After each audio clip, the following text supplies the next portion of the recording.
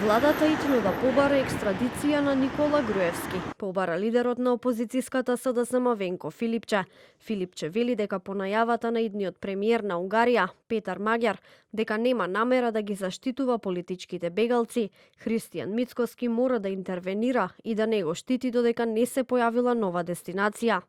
Ке бегали на друго место, во Русија или во некоја друга земја, или ке се врати тука да ја отслужи казната. Има ли барање за екстрадиција до сега оваа влада на ВМРО знам поднесено за враќање на Никола Груевски? Христијан Мицкоски пак не знае дали откако е тој премиер е побара на екстрадиција на неговиот поранешен партиски шеф и екс-премиер бегалецот Никола Груевски, но знае дека доколку Груевски се врати во Македонија, ќе оди во затвор.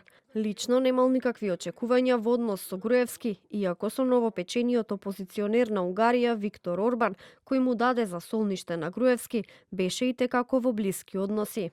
Немам очекувања никакви, но доколку Никола Груевски се појави во Македонија, тој има правосилна пресуда и тој веднаш од како ќе се појави во Македонија, нормално органите на редот ќе го обезбедат и ќе го упатат на отслужување на затворска казна која што е согласно правосилна одлука. Коалицијскиот партнер на Мицкоски, кој беше дел од ДУИ во време на бегството на Груевски, прстот го впери во поранешните коалицијски партнери.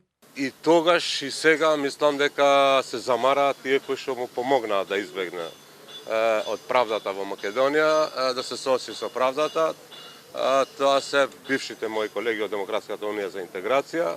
Поранешниот премиер Никола Груевски е повторно во фокус поради изјавата на Петар Маѓар, победникот на изборите во Унгарија, во која рече дека Унгарија нема да биде засолниште на меѓународни криминалци, меѓу кои го спомена и Никола Груевски.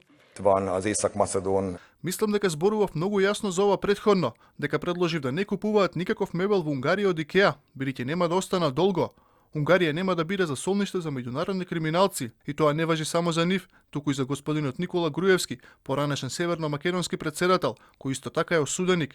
Никола Груевски беше обвинет во 7 судски случаи. Од нив пресуда има за случајот Тенк, каде Груевски беше осуден на 2 години затвор. Извршувањето на казната за ова дело е застарено во октомври 2024 година.